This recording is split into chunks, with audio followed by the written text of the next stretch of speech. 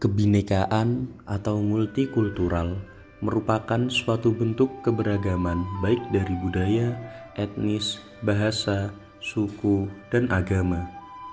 Kebinekaan ditandai dengan slogan berbeda-beda tetap satu dengan tujuan membangun negeri dengan keberagaman yang terdapat di dalamnya. Mahasiswa dapat dikatakan sebagai gabungan dari berbagai macam kelompok, suku, agama, ras, dan budaya.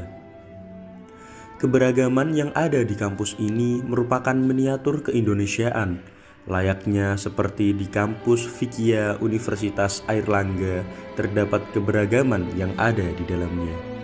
Di mana para kesatria Airlangga tidak hanya berasal dari satu daerah, melainkan berasal dari seluruh Indonesia. Namun, hal tersebut tidak menjadi penghalang untuk terus bersatu meraih prestasi bagi bangsa Indonesia. Karena keindahan akan tampak ketika kita mau bersatu dalam menerima perbedaan, bersatu menciptakan kedamaian. Perbedaan adalah kelengkapan dalam kesatuan.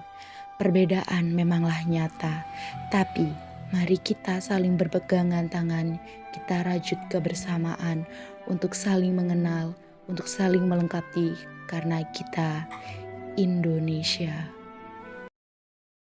Kami dari kelompok 9 PDB Banyuwangi A mengadakan suatu survei mengenai toleransi dan keberagaman yang ada dengan target mahasiswa-mahasiswi baru Fikia Universitas Airlangga, untuk mengetahui sejauh mana para pelajar menerapkan toleransi serta mengakui keberagaman yang ada.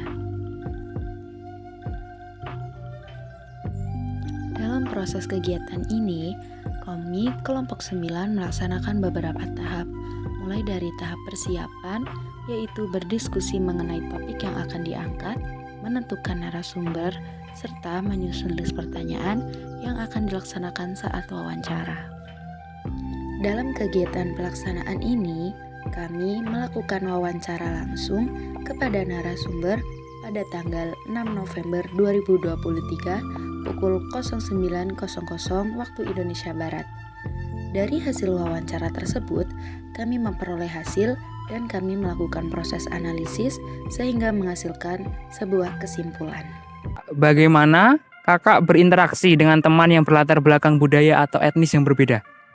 Pertama banget aku harus tahu nih dia nih daerahnya dari mana, asalnya dari mana, terus kebiasaan-kebiasaannya dia tuh apa, supaya kalau aku misalnya lagi berinteraksi sama dia, aku juga bisa menyesuaikan, misalnya nada bicara aku nggak boleh tinggi-tinggi atau perilaku aku gimana, soalnya kan kita dari beda-beda daerah ya, takutnya yang biasa aku lakukan itu nggak biasa di diri dia, jadi lebih berhati-hati dan lebih fokus aja sih, kayak jangan terlalu menyebar gitu interaksinya kayak diperdalam satu sama lain supaya aku bisa ngerti kamu tuh orangnya kayak gimana, dia tuh orangnya kayak gimana, kayak gitu.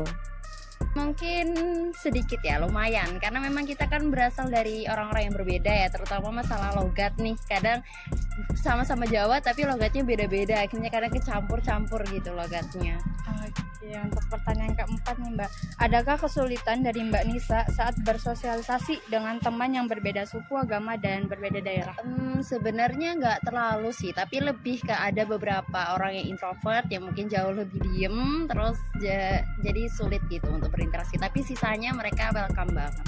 Oke, untuk pertanyaan terakhir nih Mbak, bagaimana Mbak Nisa berinteraksi dengan teman yang berlatar belakang budaya atau etnis yang berbeda? Mungkin sama aja sih sama yang lain, kayak saling sapa, saling ngobrol, dan saling menghormati dan menghargai, karena memang perbedaan itu menyatukan, bukan memisahkan.